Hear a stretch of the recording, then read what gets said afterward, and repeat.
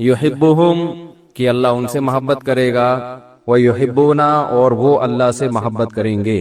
तो इस पर बयान चल रहा था कि दीन से पीछे हटने का जो बुनियादी सबब है वो है अल्लाह की मोहब्बत में कमी। सिर्फ दलाइल से अल्लाह को मान लेना काफी नहीं है, बल्कि अल्लाह से मोहब्बत का होना जरूरी है। जब ये मोहब्बत मिलती है तो इंसान का ईमान महफूज हो जाता है, फिर वो पीछे नहीं हटता। बल्कि अगर मोहब्बत किसी गलत चीज से भी हो जाए जिसका गलत होना दलाइल से साबित हो, फिर भी इंसान उसे हासिल करने की कोशिश करता है। तो अब आप सोचिए कि जब गलत चीज की मोहब्बत इंसान को पीछे नहीं हटने देती, तो सही चीज की मोहब्बत कैसे पीछे हटने देगी उसको। लोगों को जो नाजायज इश्क हो जाता है, ये सही मोहब्बत है या गलत है? उनको पता भी होता है गलत है, इससे सेहत का नुकसान, मिलने वाला कुछ भी नहीं है, लेकिन फिर भी घुल घुल के पागल हो रहे होते हैं। जैसे वो शायर ने कहा है ना कि हम फिराक़े यार में घुल घुल के, शेर जो असल था वो तो मुझे याद नहीं रहा, उसकी जो नकली बनाया वो याद रह गया। हम फिराक़े यार में घुल घुल के, कुछ असल चाहिए था कि दुबले हो गए, तो शायर ने उसको चेंज कर दिया कि आजकल के आशिक अल्लाह उसके रसूल के इश्क में दुबले होने के बजाय खा खा के मोटे हो रहे होते हैं। तो उसने यूं कर दिया, हम फिराक़े यार में। फिराक़े यार का मतलब यार की जुदाई, अल्लाह की मोहब्बत, रसूल की मोहब्बत, इतनी मोहब्बत के घुल घुल के हाथी हो गए हैं। इंसान जब घुलता है तो हाथी भी सिमट के हिरन बन जाता है, लेकिन हम अल्लाह की मोहब्बत में घुल घुल के, बोलो भाई, हाथी हो गए। कह रहे इतने घुले रुस्तम के साथी हो गए। रुस्तम पहलवान और भोलू पहलवान अब आपको देख के शर्म महसूस कर रहे हैं। तो ये भी अल्लाह और उसके रसूल की मोहब्बत का एक स्टाइल है कि आप रसूल के इश्क में खाते ज्यादा हैं, समझ रहे हैं ना? क्योंकि वो नबी की मोहब्बत का जो तरीका आपने इजाद किया, उसमें कसरत से रोजे और कसरत से तहज्जुद के रात को आप अल्लाह के सामने खड़े होकर अपने आप को थकाएं, उससे भी इंसान दुबला हो जाता है ना। क्या हो गया, क्या हो गया भाई? अल्लाह की मोहब्बत में अपने आप को आपने थकाया। भाई पहले ही सही था यार, इसको क्या छेड़ दिया आपने। अल फलाहिया का क़यामत की बड़ी बड़ी अलामत में से एक अलामत ये है कि अल फलाहिया का स्पीकर सही हो जाएगा, अल फलाहिया का स्पीकर ठीक हो जाएगा। बड़ी बड़ी अलामत, बहुत बड़ी बड़ी अलामतें हैं कि एक अलामत ये आई थी कि जनरल मुशर्रफ पे मुकदमा चलेगा, क़यामत की बड़ी अलामत। एक ये थी कि अल्ताफ भाई वापस आ जाएंगे, ठीक है ना। एक अलामत ये भी बयान की जाती थी क़यामत की अलामत, और भी बहुत सारी हैं, लेकिन वो सियासत की तरफ चला जाएगा मामला, मुल्क में करप्शन का खात्मा हो जाएगा। तो एक बहुत बड़ी अलामत ये है कि अल-फलाहिया का लाउड स्पीकर सही हो जाएगा। तो अभी भी सही नहीं है, जो मुझे आवाज में ना मुश्किल हो रही है, आवाज मजेदार नहीं है। हर आदमी छेड़ रहा है इसको, इसका कोई कुछ सिस्टम बनाएं, यहाँ कैमरा लगाएं, जो सेटिंग है ना उसको हर एक छेड़ता है। बस जो भी है ये छेड़ रहा है कोई लाजमी, ये प्री प्लान के बगैर नहीं हो सकता। मैंने बहुत इसमें अच्छा गुमान रखा कि नहीं यार नहीं होता, जिन्नात आके करते होंगे, ऐसा नहीं है। ये कोई बंदा आके बाकायदा छेड़ता है इसको। दुश्मनी होगी किसी को हमसे, किसी से कर्ज लेके हम वापस नहीं कर रहे होंगे, कोई चाबी बनवाई है किसी ने दूसरी, मेरा ख्याल है। ये हकीकत बता रहा हूँ, आप इसको मजाक ना समझें, क्योंकि ऐसा हो नहीं सकता कि बड़े बड़े माहिरीन को ले आए हम, उन्होंने एक सेटिंग होती है फजर में, वो सेटिंग आउट हुई होती है। फजर की तिलावत में मुझे मजा ही नहीं आता, वो माइक खराब हो चुका होता है उसमें, कभी गूंज रहा है, कभी आवाज कम है, और हर बयान में नई सिरे से सेटिंग करनी पड़ती है। तो कोई बंदा है जो छेड़ रहा है इसको, उससे चाबी बनवाई भी होगी, क्योंकि यहाँ 8-10 साल पहले किसी ने एक चाबी बनवाई भी थी, वो उसने लॉकर से पैसे निकाले, खैर पकड़ा गया फिर वो। तो ऐसे ही कोई बंदा होगा जो बनवाई भी है, कुछ गड़बड़ कर रहा है इसको। ये संजीदगी से इसको नोट करें। आप देखें कि जैसे भी जो सेटिंग है ना उसकी तस्वीर खींचें और देखें असर में वही सेटिंग है या नहीं है। कैमरे तो लगे हुए हैं ना, अगर वो आउट है तो हम कैमरे में फिर देखेंगे कि कौन घुसा है उसमें, तो बटन छेड़ा किसने है। ये जो जिन्नात है ना ये नहीं करते काम। आपको पता है मैंने एक दफा बयान में ये कहा था कि एक साहब कहने लगे हमारे घर में कुछ उल्टे सीधे काम हो रहे हैं, लॉकर खुला हुआ होता है, ये होता है, बहुत देख लिया कोई। मैंने कहा अपने ही घर का कोई चोर है। वो कह रहे नहीं हमारे घर में कोई ऐसा नहीं है। मैंने कहा भाई ऐसा ही है। तो मैंने कहा खुफिया कैमरा लगाओ, पता ना चले कि कैमरा लगाया है, तो या तो वो जिन आना छोड़ देगा या वो पकड़ा जाएगा। कल किसी ने मुझे व्हाट्सएप पे वीडियो भेजी कि घर में रात को रोजाना नलका खुला हुआ होता था, सुबह जब घर वाले उठते तो नलका से पानी बह रहा होता था। बहुत देख लिया भाई ये कौन है जो रात को नलका जाके खोलता है। आमिलों को फोन किया, उन्होंने कहा जिन्नात का केस है और ये है, और हजारों रुपए उड़ा दिए उस चक्कर में। या तो मेरा बयान उन्होंने कहीं सुना कि खुफिया कैमरा लगाएं, या वैसे ही उनके जहन में आया कैमरा लगाया, तो उन्होंने मुझे वो कैमरे की वीडियो भेजी कि वो जिन पकड़ा गया। आमिलों ने सब ने ये कहा कि क्या है असरात हैं, क्योंकि इन बेचारों के पास मैंने बताया था ना एक हकीम को پھوڑے کی بیماری کا علاج آتا تھا، پھنسی کا آتا ہی نہیں تھا. یہ کلپ بنائے عاملوں پہ، بہت دن ہو گئے عاملوں پہ بولا نہیں ہوں میں. تمام عاملوں نے، چاہے وہ دیوبندی تھے، بریلوی تھے، اہل حدیث تھے، جتنے بھی روحانی تھے نا، سب نے یہی کہا کہ جنات کا کیس ہے یہ، سیدھا سیدھا. اور پڑھنے کو، اور وہ آتے ہیں نا سونگتے ہیں، یوں کرتے ہیں ایسے ٹوپی ڈرامے جیسے ان کو کوئی محسوس ہو رہا ہے یہاں پہ آئیں گے، کچھ اثرات مسرات محسوس ہو رہے ہیں. اس طرح کے ڈرامے چہرے کے ایکسپریشن سے اور باڈی لینگویج سے یہ شو کرتے ہیں کچھ ہے یہاں پہ. تو انہوں نے خفیہ کیمرہ لگایا تو دیکھا کہ رات کو چوہا آیا، اس نے بڑے تمیز سے نلکا کھولا، پانی بھی پیا اس نے، اور ٹب میں پانی جمع ہو کے نہا بھی رہا ہے کمبخت، بڑے آرام سے اس میں غسل. چوہا بہت ذہین جانور ہے، اس کو کہیں گرمی لگتی ہوگی، اس نے اندازہ لگا لیا. وہ اب اتنی سینس اس میں ہے نہیں کہ بھائی تو اس کو بند تو کر دے، کھولنا آتا ہے اس کو بند کرنا نہیں آتا. خوب نہا دھو کے نکل لیا. وہ کسی کا دماغ بھی نہیں جا سکتا کہ چوہا آ کے نلکا کھولے گا، اس میں نہائے گا اور پھر چلتا ہوا جائے گا. اب وہ تو شکر ہے چوہے کے چلتے ہوئے کے نشانات نہیں تھے، ورنہ عامل بولتے کہ جنات چوہوں کی شکل میں آ رہے ہیں. حقیقت ہے یہ، دیکھو پنجے تو بہت بڑا کوئی جن ہے. تو گھر میں خفیہ چوریاں ہو رہی ہیں نا، جن وین پہ نہ ڈالا کریں. خفیہ چوری کوئی بہت ہوشیار چور ہے. لوگ کہتے ہیں سمجھ میں ہی نہیں آ رہا کوئی کیسے چوری کر سکتا ہے. تو بھائی ہوشیار چور تو کہتے ہی اس کو ہیں کہ جو اس طرح سے چوری کرے کہ سمجھ میں نہ آئے. اگر سمجھ میں آنا شروع ہو جائے تو وہ پھر چوری تھوڑی کرے گا، تو اس کو پتا ہے کہ پکڑا جاؤں گا بھائی میں، اس کو پتا ہے میں پکڑا جاؤں گا. تو بات یہ چل رہی تھی، کیا بات چل رہی تھی؟ جو اصل بات تھی نا، اس سے میں یہ کر رہا تھا کہ اللہ تعالیٰ کی محبت، اگر میں کہہ رہا تھا محبت ایک ایسی زبردست چیز ہے، ایسی زبردست چیز ہے کہ اگر کسی چیز کے غلط ہونے پر دلیل قائم ہو جائے اور آپ کو پتا ہے کہ یہ 100% غلط ہے، لیکن آپ کے دل میں اس کی ایک دفعہ محبت پیدا ہو جائے تو غلط ہونے کے باوجود آپ اسے حاصل کرنے کی کوشش کرتے ہیں. تو اگر کسی چیز کا دلائل سے برحق ہونا ثابت ہو جائے، جیسے اللہ اور اس کے رسول کا اور آپ کی تعلیمات کا، اسلام کی تعلیمات تو بہت پاکیزہ ہیں، ہر ایک کی فطرت کو اپیل کرتی ہیں. تو اگر کسی کا، یہ ایک بات یاد رکھو، اسلام کو شخصیتوں پہ نہ پرکھا کریں. سمجھ رہے ہیں نا، اسلام کو تھوڑا سیاست سے الگ رکھیں. اسلام میں سیاست ہے، سیاست میں اسلام نہیں ہے. اسلام میں سیاست بھی ہے مگر سیاست میں اسلام یہ نہیں ہے. کیونکہ میں بہت زیادہ لوگوں سے جو ہے نا وہ الٹی سیدھی، وہ جو میں نے ایک عمران خان کی تقریر پر حمایت کر دی تھی، اس میں بہت سارے اپنے کٹ گئے. میں نے تقریر کی حمایت کی، اس میں بھی شروع میں اور آخر میں بڑی تمہید تھی کہ اس کو آپ کوئی سیاسی رخ نہ دیں، یہ کوئی JUI کی مخالفت نہ سمجھیں یا مسلم لیگ کی مخالفت نہ سمجھیں. ایک ملک کے وزیر اعظم نے اسپیچ کی ہے. میرے پاس اب خطوط آ رہے ہیں لوگوں کے، فون تو میں اٹھاتا بہت ہی کم ہوں، خطوط آ رہے ہیں کہ آپ ہمارے دل سے اتر گئے مفتی صاحب، میں آپ کا بہت بڑا فین تھا اور میں اب آپ میرے دل سے اتر گئے ہیں، مجھے جواب دیں کہ ایک یہودی کو آپ کیسے وہ کر رہے ہیں اور ایک فلانے کو آپ کیسے وہ کر رہے ہیں. تو میں جواب نہیں دے رہا کیونکہ مجھے پتا ہے جواب دوں گا پھر اس پہ ایک نیا خط آ جائے گا. اس لیے جواب نہیں دے رہا کہ آپ میں جواب کا تحمل نہیں ہے، برداشت نہیں ہے، برداشت نہیں ہے. آپ یہ چاہتے ہیں کہ یعنی اس بنا پر بھائی آپ اختلاف کرو نا، بولو بھائی مفتی صاحب آپ نے جو وزیر اعظم کی تعریف کی غلط کی ہے، اس کا دل سے اترنے سے کیا تعلق ہے؟ کوئی شرعی مسئلہ تھوڑی میں نے بیان کیا ممبر پہ بیٹھ گئے. اب بولو بھائی جو آپ دین کی باتیں کر رہے ہو ماشاءاللہ وہ تو بڑی زبردست ہیں، اس معاملے میں ہم آپ کے پہلے بھی فین تھے، اب بھی فین ہیں. سیاست کے معاملے میں جو آپ نے یہ بات کی ہے وزیر اعظم کی تقریر سے، ہم آپ کے متفق نہیں ہیں، ختم ہو گئی بات. مثال کے طور پر میں اگر کوئی میڈیکل سائنس کی بات کروں، میں بتاؤں شوگر کی ایک فلاں دوا ہے، میں نے ڈاکٹر سے سنا ہے بڑی زبردست ہے، آپ نے اس سے بڑے ڈاکٹر سے سنا کہ وہ زبردست نہیں ہے، تو میں آپ کے دل سے اتروں گا؟ بولو نا بھائی، دل سے اتروں گا؟ آپ بولیں گے یار میڈیکل سائنس میں انہوں نے ایک بات کہی ہے ان کی رائے کے مطابق، دوسرے ڈاکٹر نے تو اس کے خلاف کہا ہے. اب آپ کے پاس دونوں آپشن ہیں، اس کی مانیں ہمارے والے ڈاکٹر کی مان لیں، دل ول سے نہیں اتاریں گے آپ. بولیں گے ان چیزوں سے آدمی نہ دل سے اترتا ہے نہ دل پہ چڑھتا ہے. میں جب طالب علم تھا تو ہمارے ایک استاذ نے ایک نصیحت کی ہمیں، وہ اس وقت نصیحت سمجھ میں نہیں آئی، اب آتی ہے سمجھ میں.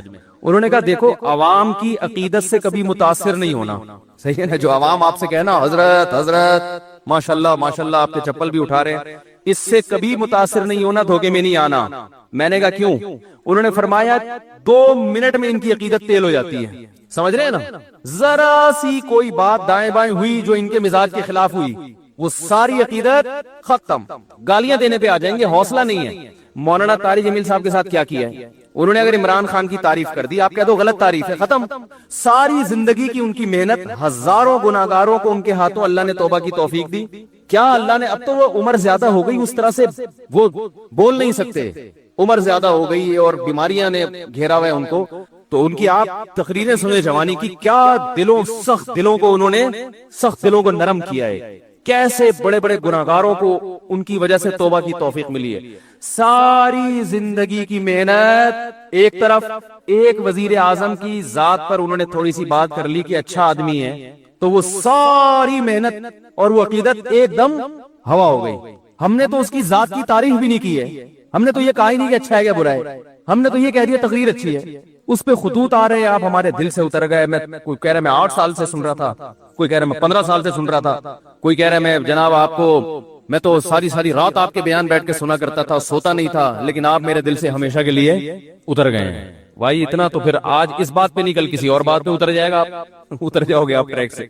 इतना छोटा ज़र्फ अगर रखोगे तो दुनिया में किसी से भी फायदा नहीं उठाओगे। इसलिए कि आज आप दिन से अकीदत कर रहे हो ना, और अकीदत में गुलूफ की वजह से हमारे आपके दिल से हम उतर रहे हैं, कल उनसे कोई मिस्टेक होगी वो भी आपके दिल से उतर जाएंगे। ऐसे आदमी के दिल में कभी कोई पनप सकता ही नहीं है। ज़र्फ बड़ा रखें, ये बोल लिया करें भाई गलती हो गई मुफ्ती साहब से। आपका ख्याल अगर है कि हमने गलत कहा, भाई मुफ्ती साहब बहुत अच्छे, आपके ख्याल में, वो तो अल्लाह ही जानते अच्छे हैं कि नहीं, लेकिन आप कह रहे हैं भाई मेरे ख्याल में मुफ्ती साहब बहुत अच्छे, ये वाली बात मुफ्ती साहब की मैं इससे मुत्तफिक नहीं हूँ, खत्म।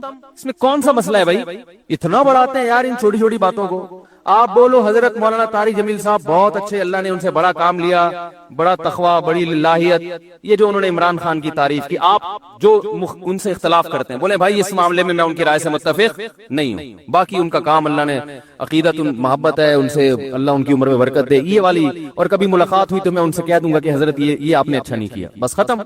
जिनकी राय में उन्होंने अच्छा नहीं किया और जिनकी राय में अच्छा किया वो कहें बहुत अच्छे की पिटा। तो इतना छोटा ज़र्फ, इतना छोटा ज़र्फ, और जिसका ये ज़र्फ होता है वो किसी भी जगह नहीं पनपता। देखो रसूलुल्लाह सल्लल्लाहु अलैहि वसल्लम ने इरशाद फरमाया, खवातीन से खिताब किया कि औरतें जहन्नम में मर्दों से ज्यादा होंगी। खवातीन ने पूछा क्यों? इस हदीस में तो है औरतें ज्यादा होंगी, दूसरी हदीस में आता है जन्नत में भी औरतें ज्यादा होंगी, एक और हदीस है। ये मैं इसलिए कह रहा हूँ कि खवातीन डर जाती हैं कि हम यहाँ भी हैं वहाँ भी हैं, क्या मजाक है। वजह उसकी है कि खवातीन की आबादी ही ज्यादा होगी, तो जाहिर है इधर भी ज्यादा तो उधर भी ज्यादा। तो पूछा गया भाई वजह क्या है? आपने फरमाया तकफुरनल आशीर, शौहर की नाफरमानी करती हो। नाशुक्री, नाफरमानी नहीं, कुफर कहते हैं नाशुक्री को। कैसे नाशुक्री? फरमाया सारी जिंदगी खिलाता है पिलाता है। आज कोई मर्द बीवी को छोड़ दे, बेचारी का क्या पुरसाने हाल होता है हमारे माशरे में। घर उसको लेके देता है, गैस बिजली का बिल, छत मुहैया की, उसको तहफ्फुज दिया, उसकी औलाद का हमेशा के लिए मुहाफिज बना, इतने बड़े बड़े इनामात एहसानात। और नबी ने फरमाया किसी दिन थोड़ी सी ऊंच नीच हो जाए, उसकी तनख्वाह कम हो गई बेचारे की, अब गोश्त नहीं ला पा रहा, तोरियों पे गुजारा करवा रहा है, नाश्ते में अंडे का इंतजाम नहीं कर सका, आज बेगम बगैर नाश्ते के रह लो, आज नाश्ता नहीं करते, ठीक है ना, थोड़ी तनख्वाह मेरी, हालात टफ चल रहे हैं, या नाश्ता करो मगर अंडा ना मंगवाओ, पराठा डबो के, मुफ्ती साहब ने कहा डबो के खाने का अपना ही मजा है, तो आज हम पराठा चाय में डबो के खा लेते हैं। तो नबी सल्लल्लाहु अलैहि वसल्लम ने फरमाया कभी कुछ हो जाए ना तो क्या औरत ताना कैसा देती है, मा राअयतु मिनका खैरन कत्तु, मैंने कभी भी आपसे खैर, सब औरतें नहीं लेकिन बहुत सी औरतें ये काम करती हैं कि मैंने आपसे कभी खैर नहीं देखी, मैं इस घर में आई हूं मुझे मिला क्या है। कितना बड़ा जिंदगी भर के हमारे मुस्लिम मुआशरे में तो मर्द तो बहुत ज्यादा तहफ्फुज देता है। कैसे बाप अपनी बेटी के लिए रिश्ते तलाश कर रहे होते हैं क्योंकि अच्छा आदमी मिल जाए, और फिर तलाक से डरती भी हैं, कहती है तलाक देके मुझ पे जुल्म कर दिया, मुझे ये कर दिया, तलाक देके क्या किया, उसने अपने आप से जुदा कर दिया ना, तो अब रो क्यों रही हो? इसका मतलब वो ना देता तो तुम पर एहसान था उसका कि उसने तुम्हें ठिकाना दिया हुआ है, और देना गलत समझा जाता है मुआशरे में, इसलिए कि वो जो तमाम तहफ्फुजात उसने दिए हुए थे वो तुमसे छीन लिए, तो नुकसान औरत का होता है कि नहीं होता? तो कितनी बड़ी फजीलत है। लेकिन नबी ने फरमाया कि तकफुरनल अशीर, जो अशीर है ना हमेशा साथ रहता है, तो उसकी नाशुक्री करती हो। तो भाई इससे साफ पता चलता है कि जब किसी की खिदमात ज्यादा हो, बाप और माँ का भी यही हुक्म है, अब्बा को बर्दाश्त करने का हुक्म है कि नहीं है? आपके वालिद साहब अगर आप JUI में और अब्बा PTI की तारीफें शुरू कर दें इमरान खान की, अब्बा को बोलोगे अब्बा आप मेरे दिल से उतर गए, बोलोगे? बोलो ना भाई, आप JUI के हो, आप धरने में शिरकत के लिए जा रहे हो और अब्बा ने कहा PT इमरान खान जिंदाबाद, आप बोलोगे यार अब्बा ऐसी बातें नहीं करो यार, बस यही बोलोगे ना, अब्बा ये नहीं करो यार, मैं धरने में जा रहा हूँ, आप कह रहे इमरान खान जिंदाबाद, आप अब्बा को लिख के दोगे अब्बा आप मेरे दिल से उतर गए। अब्बा बोलेगा दफा हो यहाँ से, तू मेरे, मैं तेरे दिल से उतर गया, तू मेरा बाप है जो मुझे ताने दे रहे दिल से उतर गया, तेरी औकात की है? बाप यही कहेगा ना, मैंने जना है तुझे, सारी जिंदगी मैंने खिलाया पिलाया, तो माँ को भी कोई ताना नहीं दे सकता। हमें याद है जब ज़ियाउल हक का दौर था, हम बहुत छोटे बच्चे थे उस वक्त, तो ज़ियाउल हक ने रेफरेंडम करवाया था کہ اسلام چاہتے ہو تو ہاں، اسلام نہیں چاہتے تو نہ. بہت ہوشیار آدمی تھا ضیاء الحق بھی. اس نے ریفرینڈم کروایا تھا کہ اگر آپ اسلام چاہتے ہیں تو مزید 5 سال کے لیے مجھے ووٹ دے دیں. تو ہمارے خاندان میں ایک بوڑھی خاتون ہیں، اب تو بوڑھی ہو گئی، اس وقت تو اتنی بوڑھی نہیں تھی، وہ ہماری محرم رشتہ ہے ان سے. وہ نا پہ ٹھپا لگا کے آ گئے. اور ہم نے کہا بھائی کیا اسلام نہیں چاہیے؟ انہوں نے کہا اسلام چاہیے، ضیاء الحق نہیں چاہیے ہمیں. انہوں نے کہا اسلام چاہیے ہمیں، ضیاء الحق نہیں چاہیے. ان کو نہیں پسند ہوگا ضیاء الحق. تو باقی اکثر لوگ ہاں پہ جا کے ٹھپا لگا رہے تھے. تو ہمیں ان کی بات پہ ہنسی آئی. ہم جو تھے ضیاء الحق کی طرف تھے. ہم سمجھتے تھے کہ بھئی یہ دیندار آدمی ہے، تہجد گزار آدمی ہے، یہ اسلام کو، اور اس نے بہت حد تک کیا بھی ہماری رائے کے مطابق کام. وفاقی شرعی عدالت بنائی، مفتی تقی صاحب کو اس کا جج بنایا، حدود آرڈیننس سارے ضیاء الحق کے ہی بنائے ہوئے ہیں. اس کے دور میں جو جتنی ٹی وی اینکرز تھی سب کے سر پہ دوپٹہ ہوتا تھا. بہت سارے کام اس نے کیے اور بہت سارے کر سکتا تھا، مگر لوگوں نے اس کا ساتھ نہیں دیا. لیکن اس میں بھی رائے کا اختلاف ہو سکتا ہے. کوئی کہتا ہے امریکی ایجنٹ تھا، کوئی کہتا ہے کیا ہوا. ایسا نہ ہو جو تھوڑے بہت جن کے دلوں سے میں نہیں اترا، ان کے دلوں سے بھی اتر جاؤں کہ آپ تو ضیاء الحق کی حمایت کر رہے ہو. تو 2 منٹ لگتے ہیں دل سے اترنے میں. تو وہ نا پہ لگا کے آ گئیں. اب وہ ہمارے خاندان کی بڑی خواتین، ہم ان سے یہ کہتے ہیں آپ ہمارے دل سے ہمیشہ کے لیے اتر گئیں. تو بھائی رشتے ہیں ٹھیک ہے نا کا، اور ہم نے بظاہر تو یہ کفر ہے نا کہ اسلام نہیں چاہیے. وہ کہتی اسلام چاہیے.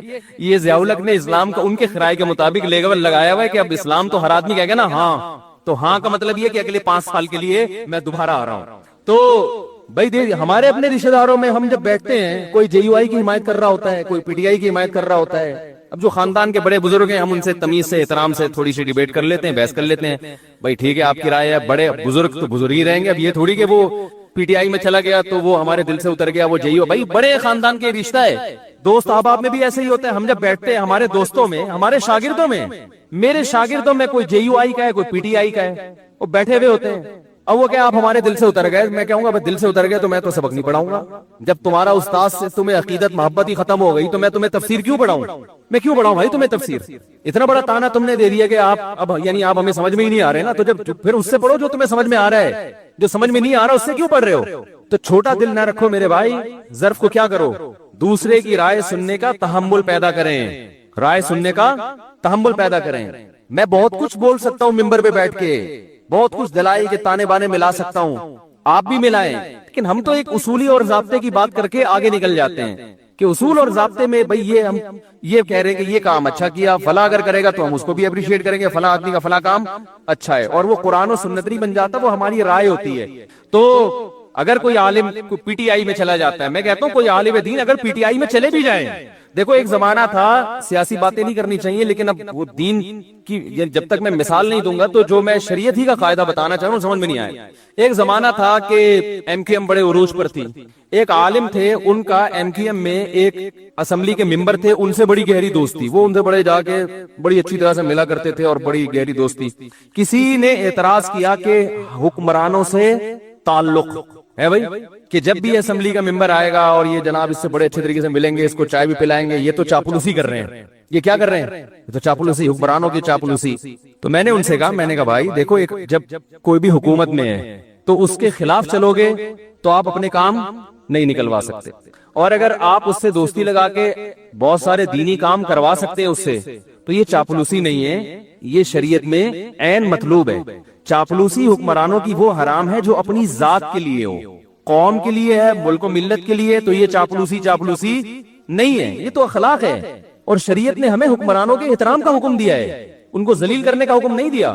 اس لیے کہ قومی اتحاد جو ہے نا، اتحاد وہ جب ہی ہوتا ہے کہ جب سب ایک امیر پر متفق ہو، تب ملک پاورفل بنتا ہے، تب اس وقت طاقتور بنتا ہے ملک.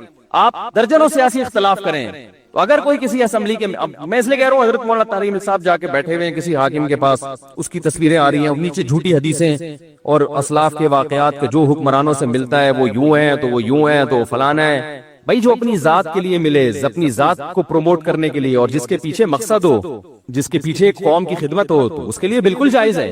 اور یہی کام جب آپ کرتے ہیں تو وہ حلال ہوتا ہے، دوسرا کرے تو وہ کیا ہو گیا؟ وہ ناجائز ہو گیا. کوئی اصول ہی نہیں ہے، کوئی ضابطہ ہی نہیں ہے کسی بھی چیز کا. تو خلاصہ یہ نکلا کہ تھوڑا سا ظرف کو بڑا رکھیں، اختلاف رائے کا تحمل کریں کہ اس کی یہ رائے ہے، ہماری. دیکھو یہ ہمارے اکابر میں اس سے بھی بڑے بڑے اختلافات ہوئے ہیں. فلاں کو وزیر اعظم بننا چاہیے کہ نہیں بننا چاہیے، فلاں حقدار ہے یا نہیں، یہ کم درجے کا اختلاف ہے. کنٹری بننا چاہیے نیا یا نہیں بننا چاہیے، یہ زیادہ بڑا اختلاف ہے. کیا خیال ہے؟ جب ہندوستان کے دو ٹکڑے ہو رہے تھے، مولانا حسین احمد مدنی رحمہ اللہ تعالیٰ کی رائے یہ تھی کہ ہندوستان کو دو ٹکڑوں میں تقسیم، بولو بھائی، نہیں ہونا چاہیے. ان کی رائے تھی. ان کے پاس اپنے دلائل تھے کہ زیادہ مسلمان انڈیا میں ہیں، یہاں تھوڑے ہیں. تو ایک پوری ان کے پاس ایک دلائل تھے. مولانا اشرف علی تھانوی رحمہ اللہ تعالی، مولانا ظفر احمد عثمانی رحمہ اللہ تعالی کی رائے یہ تھی کہ بننا چاہیے ملک. یہ بہت بڑا اختلاف تھا کہ نہیں تھا؟ بھائی کنٹری وجود میں آنا چاہیے کہ نہیں آنا چاہیے، یہ چھوٹا اختلاف نہیں تھا. مولانا حسین احمد مدنی وہ کہتے تھے ملک نہیں ٹوٹنا چاہیے. اس پہ وہ جلسے کر رہے تھے، دھرنے دے رہے تھے، بڑی تحریک چلائی تھی انہوں نے، پورا ایڑی چوٹی کا زور لگا لیا کہ ہندوستان کو نہیں ٹوٹنا چاہیے. لیکن مولانا تھانوی رحمۃ اللہ علیہ قائد اعظم سے باقاعدہ ملاقاتیں کر رہے تھے. مولانا ظفر احمد تھانوی قائد اعظم سے ملاقاتیں کر رہے تھے، ان کو اپریشیٹ کر رہے تھے کہ الگ ملک بنانا ہے ورنہ ہم ہندوستان میں پس جائیں گے. اور یہ دونوں ایک دوسرے کا اس قدر احترام کرتے تھے، اتنے شدید اختلاف کے باوجود، کہ آج تک ان کے شاگردوں میں آپ کو چپکلس نظر نہیں آئی. میرے شیخ حضرت مفتی رشید احمد صاحب رحمہ اللہ تعالی حضرت تھانوی کے سلسلے کے ہیں اور ان کے نظریے سے متفق تھے کہ پاکستان بننا چاہیے. لیکن حضرت نے حدیث پڑھی مولانا حسین احمد مدنی سے، سمجھ رہے ہو؟ اس دور میں جب یہ اختلاف عروج پر تھا، بخاری پڑھی ہے کس سے؟ مولانا حسین مدنی سے. اتنے شدید اختلاف کے باوجود ہمارے حضرت فرماتے ہیں مجھے مولانا حسین احمد مدنی سے اتنی عقیدت تھی کہ میں درس میں ان کے قریب آ کے بیٹھا کرتا تھا اور جہاں موقع ملتا ان کے پاؤں کے تلووں پہ اپنا ہاتھ لگاتا. ایک عشق کی حد تک محبت تھی نا، اتنی محبت. کتنا بڑا اختلاف! اس لیے کہ انہوں نے اس اختلاف کو آپس کی نفرتوں کا ذریعہ نہیں بنایا، آپس کی نفرتوں کا ذریعہ نہیں بنایا. مولانا تھانوی رحمہ اللہ تعالیٰ کو کسی نے فرمایا کہ ابوالکلام آزاد جو ہیں وہ پاکستان بننے کے قائل نہیں ہے، وہ آپ سے بحث کرنا چاہتے ہیں. ٹھیک ہے نا، وہ آپ سے بحث کرنا چاہتے ہیں. تو کس نے بتایا؟ حضرت ابوالکلام آنا چاہتا ہے. حضرت نے مزاح میں فرمایا آنے دو، یہاں جد الکلام بیٹھا ہوا ہے. یعنی اب کہتے ہیں باپ کو اور جد کہتے ہیں دادا کو. وہ اگر کلام کا باپ ہے تو ہم کلام کے دادا ہیں. ان کی آپس میں بحث بھی ہوئی اور مباحثے بھی ہوئے، بڑی محبت سے، بڑے سلیقے سے. اس کے باوجود اپنی رائے پر قائم. شیخ الحدیث مولانا زکریا رحمہ اللہ تعالیٰ کو کسی نے بتایا کہ آپ تو سرے سے سیاست میں حصہ ہی نہیں لیتے، ملکی حالات کہاں جا. تیسرا گروپ ایک یہ تھا جو دونوں طرف کہیں بھی نہیں تھا، وہ کہتا تھا ہم سیاست میں. بھائی مولانا تھانوی رحمہ اللہ کی، مولانا اشرف علی تھانوی کی رائے یہ تھی کہ پاکستان بننا چاہیے اور سیاست میں وہ پڑے. انہوں نے اپنے شاگردوں کو بھیجا، قائد اعظم سے ملاقاتیں ہوئی. قائد اعظم کو دین کے قریب لانے میں بہت بڑا کردار ہے. یہاں تک کہ قائد اعظم پینٹ شرٹ پہنا کرتے تھے. مولانا اشرف علی تھانوی رحمہ اللہ کی محنت سے انہوں نے وہ شیروانی پر آ گئے. انہوں نے کہا یہ لباس جو ہے نا ہمارے ملک میں ماڈرن لوگوں کا سمجھا جاتا ہے، لوگ اس سے آپ کو اسلامی لیڈر نہیں سمجھیں گے، تو آپ اپنا لباس چینج کریں. قائد اعظم اس میں بھی ایگری ہو گئے. اور حکیم الامہ مولانا اشرف علی تھانوی قائد اعظم کی بہت، وہ کہتے تھے اس کے گیٹ اپ پہ نہ جاؤ.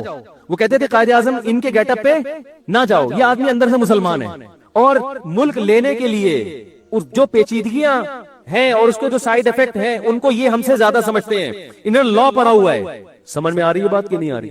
وہ یہ زیادہ اچھا سمجھتے ہیں. اب اس میں کون صحیح تھا کون غلط تھا یہ بحث کرنے کا کوئی فائدہ نہیں ہے، اس لیے کہ جب پاکستان بن گیا تو مولانا حسین احمد مدنی نے سب سے پہلے پاکستان کی حمایت کی ہے. لوگوں نے کہا آپ تو مخالفت کر رہے تھے، تو انہوں نے کہا مسجد بننے سے پہلے اختلاف ہو سکتا ہے کہ مسجد بنے یا نہ بنے، بن گئی تو اس کا احترام لازم ہے.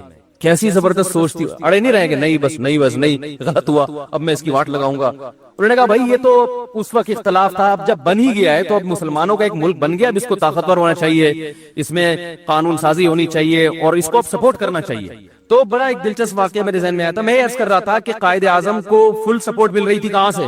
مولانا شریف تھانوی رحمہ اللہ تعالیٰ کی طرف سے. اور ادھر مولانا حسین احمد مدنی وہ سیاست میں وہ ان کے جلوس نکل رہے تھے اور وہ تقریروں میں کہتے تھے مسلمانوں یہ دہلی کی جامع مسجد چھوڑ کر کہاں جا رہے ہو، یہ بابری مسجد چھوڑ کر کہاں جا رہے ہو، یہ تو تمہارے 1000 سال تم نے ہندوستان پہ حکومت کی ہے، یہ تو تمہارا ہے. یہ دوسرے فریق کی رائے یہ تھی کہ ہمارا تھا، اب اگر ہم الگ ملک نہیں ملا تو اس سے بھی جائیں گے ہم، کیونکہ گورا انگریز سارے فائدے ہندو کو دے کے جا رہا تھا، وہ ہندو کے حوالے کر کے جا رہا تھا. دونوں کی رائے تھی، دونوں کے دلائل تھے، اس کی سنتے لگتا وہ صحیح کہہ رہا ہے، اس کی سنتے لگتا وہ صحیح کہہ رہا ہے. اور ایک تیسرا گروپ تھا شیخ الحدیث مولانا زکریا رحمہ اللہ تعالیٰ کا، وہ سارا دن علم حدیث میں کتابوں میں لگے ہوئے تھے، وہ سیاست میں دلچسپی، وہ کسی دھرنے میں شریک ہی نہیں ہوتے تھے. اب یہ چاہتے نا 3 دھڑے بڑے آرام سے بن سکتے تھے علماء کے.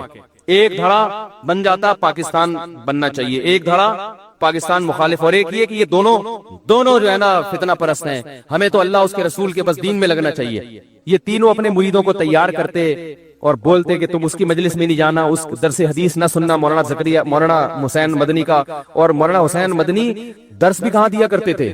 مسجد نبی میں نبی صلی اللہ علیہ وسلم کے روضہ اطہر کے سامنے بیٹھ کے پوری دنیا سے لوگ آ کے ان کا بخاری کا درس سنا کرتے تھے. یہ اتنا یعنی علم حدیث پہ عبور تھا کہ نبی صلی اللہ علیہ وسلم کے روضہ اطہر پہ درس دیا کرتے تھے بیٹھ. کئی سال درس دیا انہوں نے.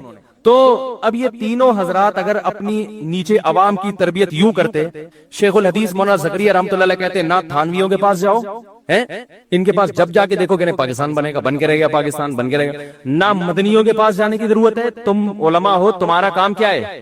حدیث پڑھو، قرآن پڑھو، فقہ پڑھو، یہ تمہارا کام ہے.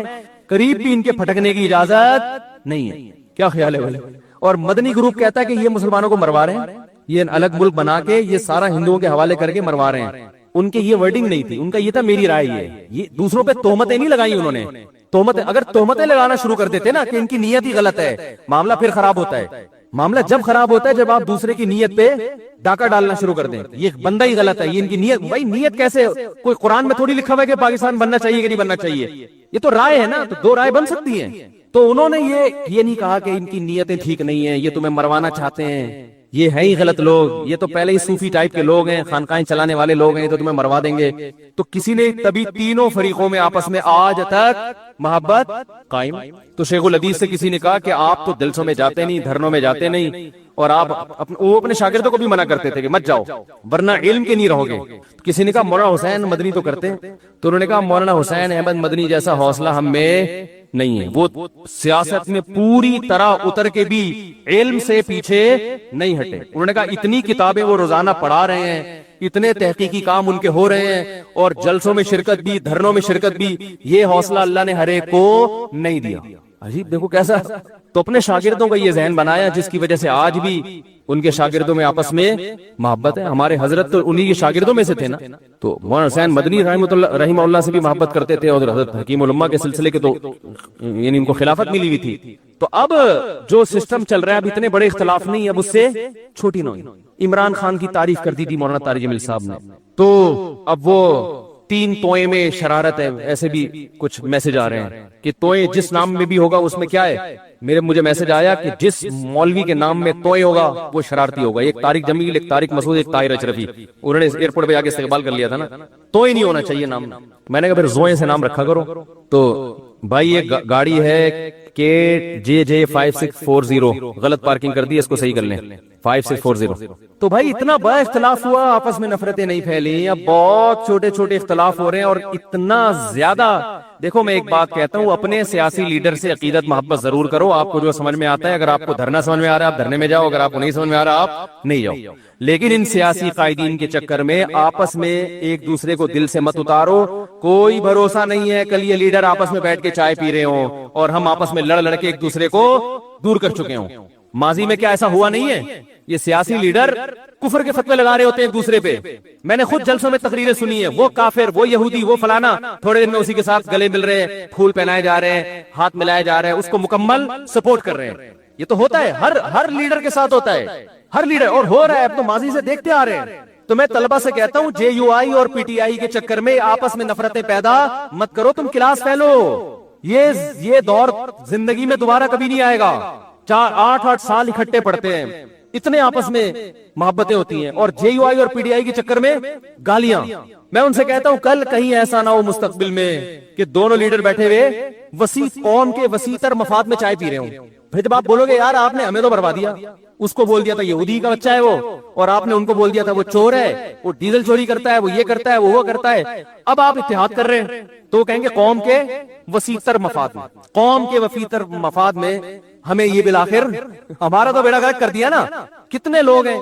میں نے جو بیان کیا تھا ایک کہیں وہ چھوٹا سا وہ، تو 5000 سبسکرائبر ایک دن میں میرے چینل سے بھاگ گئے. 5000. وہ میں نے وہ تنزانیہ میں تھا، میں نے تھوڑا سا ایک بیان کر دیا تھا کہ وہ پتہ نہیں وہ PTI کے بارے میں کہ یہ عمران خان نے یہ والا کام اچھا کر دیا، بس اتنا کہہ دیا تھا. 5000 ایک دم سے شارٹ مارکیٹ. یہ وہ سارے تھے جن کے دل سے ہم اسی وقت اتر گئے. تو یار اتنا چھوٹا دل رکھو گے، اتنی عقیدت محبت نہیں کرو اپنے لیڈروں سے، اتنے اچھے نہیں ہیں. یہ بتا دوں میں آپ کو، کوئی بھی ان میں اتنا اچھا نہیں ہے، چاہے کوئی بھی ہو، بہت اچھا کوئی بھی نہیں ہے، ذہن میں رکھنا، ٹھیک ہے، بہت برا بھی نہیں ہے۔ جتنے یہ ایک دوسرے پہ الزام لگاتے ہیں اتنے برے یہ دونوں نہیں ہیں، یہ بتا دوں میں۔ نہ عمران خان یہودیوں کا ایجنٹ ہے، نہ مولانا فضل الرحمان اتنے برے جتنا ان کو کہا جا رہا ہے، لیکن اتنے اچھے بھی نہیں ہے جتنا آپ عقیدت محبت میں گھسے چلے جا رہے ہو۔ تھوڑا سا واپسی کا آپشن رکھو۔ باقی وزیر اعظم نے جو اچھا کام کیا ہم اس کو اپریشیٹ کریں گے، کرتے رہے، آئندہ بھی کریں گے۔ کل آپ وزیر اعظم بن گئے، آپ اگر کوئی خاندانی کام، ہم تو نواز شریف کو اپریشیٹ کیا تھا جب اس کے دور میں ایٹمی دھماکہ ہوا تھا، بھائی کام اچھا ہو گیا تھا، خاندانی ملک ایٹمی پاور بن گیا، اور کیا چاہیے بھائی آپ کو، زبردست کام ہو گیا تھا۔ تو اس وقت تو آپ نے نہیں کہا کہ یہ کیا بات ہے، آپ ایسے آدمی کو اپریشیٹ کر رہے ہو جو اتنے ڈالر کھا گیا۔ بھائی ہم نے ڈالر کھانے پر تھوڑی اپریشیٹ کیا ہے، ارے ماشاءاللہ ایٹمی دھماکہ کر کے کام کیا کیا ہے، خاندانی کام کیا۔ تو کہاں سے کہاں بات چلی گئی۔ پھر بھی آپ غور و تحقیق کر کے ایک کو سپورٹ کریں، پورے دلائل کے ساتھ، جذبات سے ہٹ کر، تقریروں سے متاثر نہ ہو۔ تقریروں کا مطلب سیاسی لیڈر جو ایک دوسرے کے خلاف تقریریں کرتے ہیں، خود انصاف کا سہارا لے کے، لا یجرمنکم شنآن قوم علی الا تعدلوا، اے ایمان والو کسی قوم سے دوستی تمہیں بے عدلی پہ مجبور نہ کرے۔ ایسا نہ ہو کہ عقیدت محبت میں حد سے تجاوز کرنا شروع کر دو۔ نبی صلی اللہ علیہ وسلم نے بعض کیسز میں یہودی کے حق میں فیصلہ کیا ہے، یہودی کے حق میں کہ اس میں یہودی ٹھیک ہے نا، اور بعض کیسز میں آپ نے یہودی کے خلاف بھی فیصلہ کیا ہے۔ تو بار ممکن ہے کوئی یہودی ایجنٹ تو دور کی بات، یہودی ہو کے بھی برحق ہو، اور یہ بھی ممکن ہے کہ کوئی یہودی ہو کے یا یہودیوں کا ایجنٹ ہو کے حق سے ہٹتا چلا جا رہا ہو۔ تو جو صحیح بات ہے اس کو صحیح کہنا چاہیے، اور دلوں کے حالات اللہ جانتا ہے۔ کسی کے دل میں گھس گھس کے فیصلہ کرنا، یہ یوں کر رہا ہے تو یہ اس کی وجہ یہ ہے، تو یہ ہم ظاہر کو اس کے مکلف ہیں۔ تو کہاں سے کہاں بات چلی گئی، تو میں یہ عرض کر رہا تھا کہ اللہ تعالیٰ نے ہمیں کیا حکم دیا کہ محبت، میں یہ عرض کر رہا تھا غلط چیز کی بھی محبت ہوتی ہے تو انسان اس کے حصول کی کوشش میں لگ جاتا ہے۔ لوگوں کو چرس سے، ہیروئن سے عشق ہو جاتا ہے، اور ناجائز عشق ہو جاتے ہیں، ان کو پتہ ہے کہ صحت کے لیے نقصان دہ، ملنے والا کچھ بھی نہیں ہے، پھر بھی پاگل ہو جاتے ہیں، صحتیں برباد کر دیتے ہیں۔ تو اب سوچو میرے بھائی، جس کے برحق ہونے کا یقین ہو انسان کو، دلائل سے اس کا برحق ہونا ثابت ہو گیا ہو، تو اس کی محبت جب دل میں بیٹھے گی تو پھر آپ کیسے پیچھے ہٹو گے۔ اس لیے علماء کہتے ہیں جو صوفیہ کرام ہے نا، جن کو آج کل بڑا لتاڑا جاتا ہے یہ صوفیہ ایسے ہوتے ہیں، انہوں نے صوفیہ کرام دیکھے ہی نہیں ہوتے، یہ کبھی کسی صوفی کے ساتھ رہے نہیں ہیں، انہوں نے وہ کچھ مزاروں پہ بیٹھے ہوئے جاہل صوفی دیکھے ہوتے ہیں، اور اس کی بیس پر یہ صبح و شام کلپ بنا بنا کے صوفیہ کرام کے خلاف فتوے جھاڑتے رہتے ہیں۔ میرے شیخ و مرشد بھی صوفی تھے، میں ان سے بیعت تھا، بزرگ تھے، وہ خلیفہ تھے مولانا عبد الغنی پھول پھوری رحمۃ اللہ علیہ کے، اور وہ خلیفہ تھے مولانا شلوی تھانوی رحمۃ اللہ علیہ کے۔ ہم نے ان بزرگوں کو اپنی آنکھوں سے دیکھا ہے، تو جو ہر وقت بزرگ کے خلاف بولتے رہتے ہیں نا، ان سے میں کہتا ہوں کبھی کسی بزرگ کی صحبت میں چند دن بیٹھ کے گزارو، تمہیں پتہ چلے گا بزرگ کیا ہوتے ہیں۔ سمجھ میں آ رہی ہے بات؟ بزرگ لیس زندگی انسان کو برباد کر دیتی ہے۔ اور یہ بھی جو میں بار بار کہتا ہوں کہ بابے جو کہتے ہیں میرا کوئی بابا ہی نہیں ہے، تو دیکھو رسول اللہ صلی اللہ علیہ وسلم نے ارشاد فرمایا لا تجتمع امتی علی ضلالہ، میری امت گمراہی پہ کبھی بھی جمع نہیں ہوگی۔ اس حدیث کا صاف مطلب ہے کہ میری امت کسی بھی زمانے میں بزرگ لیس نہیں ہو سکتی، یہی مطلب ہوا نا؟ کیا خیال ہے بھائی؟ ہر زمانے میں بزرگ رہیں گے۔ ایک بات تو یہ دلیل اچھی طرح ذہن میں رہے۔ دوسری دلیل کہ صحابہ نے صرف قرآن خود سے نہیں پڑھا، یعلمہم الکتاب، ان کو قرآن اور حکمت کس نے سکھائی؟ بولو بھائی، نبی نے۔ تو صحابہ کا لنک کس سے براہ راست قائم ہوا؟ نبی سے۔ تو کیا صحابہ کے بعد کوئی بخاری مسلم خود یا قرآن خود پڑھ کے پورا اسلام سمجھ سکتا ہے، پوری ہدایت پہ آ سکتا ہے؟ قرآن میں یہ نہیں ہے کہ اللہ نے، نبی نے صحابہ کو حدیث بتائی ہے، یعلم سکھائی ہے۔ سیکھنا تربیت کو کہتے ہیں، ٹریننگ۔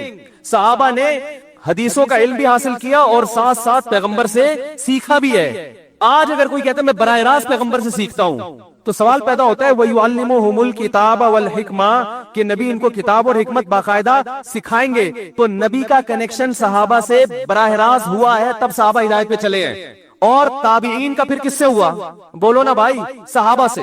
جب تابعین کا صحابہ سے ہوا، وہ بھی اس لیے کہ جب صحابہ براہ راست نہیں سیکھ سکتے تھے، ان کے لیے رجال چاہیے نا، رجل چاہیے، نبی۔ تو تابعین کو بھی رجال چاہیے کہ نہیں چاہیے؟ وہ رجال کون ہے؟ اب نبی تو نہیں رہے، نبی سے سیکھے ہوئے لوگ موجود ہیں، جن سے اب کون سیکھے گا؟ تابعین سیکھیں گے، اور انہیں سیکھا۔ تبھی تابعین کی جب بھی ہم سیرت پڑھتے ہیں، فلاں کی اتنے سال صحبت اٹھائی، فلاں کے پاس اتنے سال رہے، ورنہ وہ بھی حدیثوں کی کتاب جمع کر کے پڑھنا شروع کر دیتے۔ کسی کی صحبت میں رہنے کی ان کو کیا ضرورت تھی؟ پھر تابعین کے بعد تبع تابعین۔ یہ اہل حق کا جو سلسلہ ہے، روحانی باپ دادا ان کو کہا جاتا ہے. یہ سلسلہ قیامت تک چلتا رہے گا. اس سلسلے میں گمراہ لوگ بھی پیدا ہوں گے, لیکن اگر اہل حق پیدا ہوں گے تو وہ بھی اسی میں پیدا ہوں گے, اس کے علاوہ نہیں ہو سکتے. نہیں یاری میرا خیال ہے بات سمجھ. اس سلسلے سے جو ہٹے گا نا وہ کبھی بھی ہدایت پہ نہیں ہو سکتا, چاہے وہ بخاری مسلم کے صبح شام حوالے دے دے کے آپ کو الو بناتا رہے بیٹھ کے. اس کا مطلب وہ غلط تشریح کر رہے ہیں حدیثوں کی, وہ ہدایت پر نہیں ہے. اب میں ان گمراہ لوگوں سے مطالبہ کرتا ہوں کہ اپنے روحانی باپ دادا کا سلسلہ پیش کرو. وہ کہتے ہیں امام بخاری, وہ کہتے ہیں امام ترمذی, 8 سے 1100-1200 سال پہلے چلے جاتے ہیں. اس کا مطلب یہ ہے کہ 1500 تقریباً 1200 سال سے امت بزرگ لیس چلی آ رہی ہے نا, جبکہ یہ صحیح حدیث کے بولو بھائی خلاف ہے. یہ تو حدیث میں تو بزرگ لیس امت ہوگی نہیں. سلسلہ میں آپ کو 10 دفعہ اپنا سلسلہ بتا سکتا ہوں الحمدللہ کہ میں نے کن علماء سے علم حاصل کیا, حدیث کس سے پڑھی, حدیث کا سلسلہ محمد صلی اللہ علیہ وسلم تک پہنچاؤں گا, تفسیر کا سلسلہ محمد صلی اللہ علیہ وسلم تک پہنچاؤں گا. میں جو قرآن پڑھتا ہوں تجوید کے ساتھ وہ سلسلہ نبی صلی اللہ علیہ وسلم تک پہنچاؤں گا. تزکیہ, قرآن نے کہا وَيُزَكِّيهِمْ, نبی ان کا تزکیہ بھی کریں گے. تزکیہ کا مطلب ایسی تربیت کرنا کہ ظاہر باطن پاک صاف ہو جائے, انسان بن جائے انسان. یہ تزکیہ میرا ہوا کہ نہیں ہوا یہ تو میں نہیں دعویٰ کرتا, لیکن تزکیہ کی کوشش ہم نے کن بزرگوں سے کی, ان بزرگوں کا سلسلہ, پھر ان کے بزرگ کون تھے, ان کے کون تھے, یہ میں محمد صلی اللہ علیہ وسلم تک پہنچا سکتا ہوں. تو ہم ان گمراہ لوگوں سے یہ کہتے ہیں کہ آپ ایک دم جو اٹھ کے آ گئے 15ویں صدی میں, اور آپ قرآن و حدیث کے نام پہ آپ کہتے ہیں فلاں بابا بھی ایسا, وہ فلاں بھی ایسا, وہ فلاں بھی ایسا. پھر ہم کہتے ہیں صحیح سچی مچی کے بابے کون ہیں وہ تو بتا دو نا.